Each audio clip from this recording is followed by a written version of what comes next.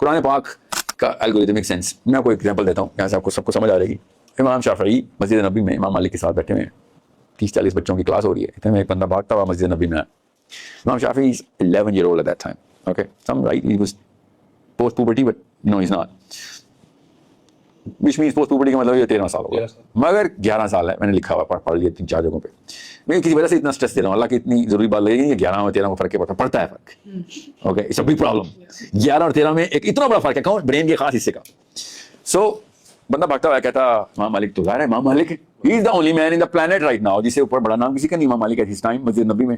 And this guy Cs میری بیوی کو طلاق ہوئی ہے کہ نہیں، مجھے فتویٰ چاہیے. وائی وڈ یو اسیوم کہ تمہاری بیوی کو طلاق تم نے دی؟ کہتا نہیں، میں نے کنڈیشن رکھی. کہتا کس کا؟ کہتا ایک بندہ آیا تھا، وہ میں کمریاں بیچتا ہوں، کمری از اے برڈ. وہ کمری کہتا بولتی ہے؟ کہتا ہاں بولتی ہے.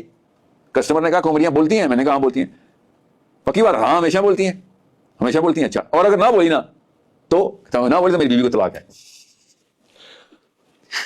تو امام مالک نے کہا پھر؟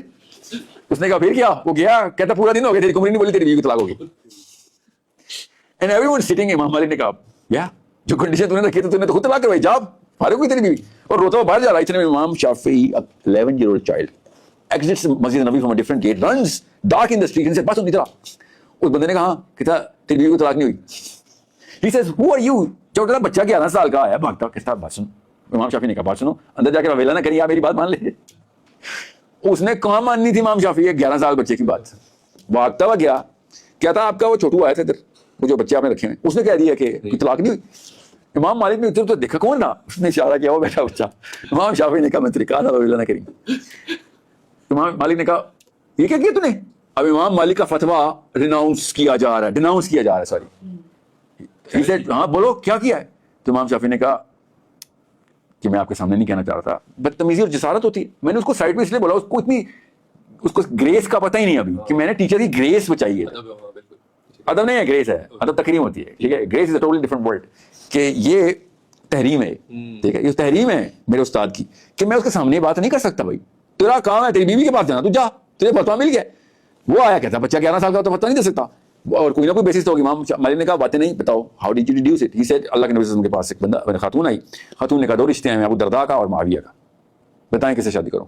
اللہ کے نبی صلی اللہ علیہ وسلم نے فرمایا معاویہ مفلس ہیں، دیکھ لینا، اور درداء تو کندھے سے کبھی ڈنڈا اترنے نہیں دیتے، سخت ہیں.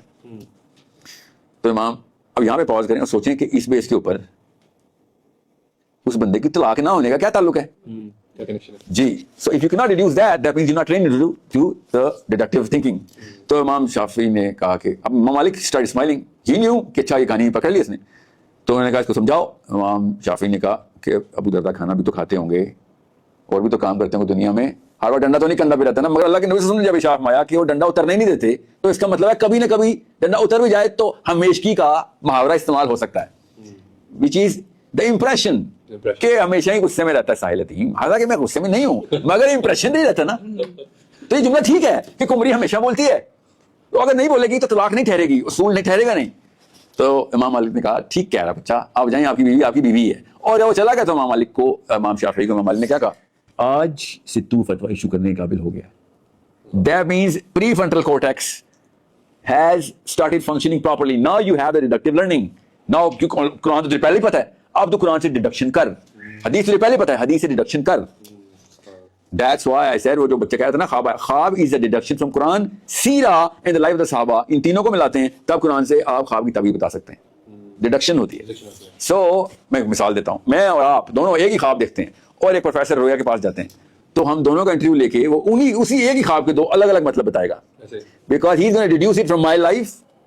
میں مثال دیتا ہوں. مولانا سیری کے پاس ایک بندہ آیا، کہتا ہے میں نے اذان دی خواب میں کہا تجھے آج جیل ہو جائے گی. دوسرا بندہ شام کو آیا، اس نے کہا شیخ مجھے خواب میں اذان آئی ہے، اللہ تعالیٰ تجھے بہت اعلیٰ درجات عطا فرمائے، تو you are going to be one of the most prolific scholars of your time, مبارک ہو. The student sitting there said مولانا یہ کیا ہوتے ہیں دونوں خوابوں کے الگ الگ اور بھی الٹے. He said because I know that crook who came in the morning. اذان دینے کا مطلب ہوتا ہے دنیا میں پہنچ جانا تمہارے اندر کا باہر. تمہاری چوریاں پکڑی جائے گی تو تمہیں جیل ہوگی. اس کے اندر چوری تھی، اس کے اندر علم تھا، اس کا علم پوری دنیا تک پہنچ جائے گا. He's going to be known as the most prolific scholar. So deduction کیسے کی جاتی ہے؟ You need to understand how the patterns are read into and then and conclusions are drawn. اب یہ پاور قرآن کی پاور آپ ایک بچے کو دے رہے ہوں گے، قرآن کی ساری آیتیں اس کو پتہ ہوں، کانٹیکسٹ کے ساتھ، سیرہ پتہ ہو، حدیث پتہ ہو، اس کے بعد وہ دنیا کو دیکھے گا تو اس کو کسی اور چیز کی ضرورت نہیں ہوگی. اس کو ایک ایک بندے کے ایک ایک کپڑوں کا, ایک ایک بات کا, ایک ایک سوال کا, ایک جواب کا نقشہ نکل آئے گا کہ آپ کے اندر باہر ہے کیا, کتنی بڑی پاور ہے وہ. اس لینس نہیں, ایک ہی لینس ہے, وہ قرآن ہے جی. So he can see Iran, Afghanistan, Israel, Donald Trump, Shehbaz Sharif, Hafiz Munir, me, you, everything, whatever is going on, Ammi, Abu, and he will be just like this cursed guy who will be cured in a hospital full of patients, which he can't even say کہ آپ لوگوں کو کیا بیماری ہے, because we are too arrogant to believe this boy, and he'll be like بیمار تو ہے اصل میں. تو یہ دیکھ لیں, سکھانا ہے قرآن بچوں کو. ملٹی آرگن فیلئر ہوا ہے پوری قوم کو, اس میں آپ ایک صحت مند بچہ چھوڑیں گے مارا جائے گا. So that's the job. That's the only job. And زیادہ تر امیاں اور زیادہ تر ابو اسی جاب کے خلاف کام کر رہے ہیں مسلمان لڑکے لڑکیوں کے ساتھ 4th 5th 6th 7th year کے اندر. وہ وہاں پہ اس کو لاک کر دیتے ہیں. Now he will never be able to reduce. اسی لیے زیادہ تر لوگ چھوٹی چھوٹی بات ابھی بڑے بڑے سوال لے کے لائنوں میں کھڑے ہوتے ہیں ہر ایک کے سامنے, چاہے وہ پولیٹیشینز ہوں, چاہے وہ اسکالرز ہوں, چاہے وہ ٹیچرز ہوں. They cannot deduce meanings of their own. Simple سی بات ہے, بڑی بڑی کنفیوژنز آتی ہیں, ڈائریکٹلی پاور چھین لی ہوئی ہم نے.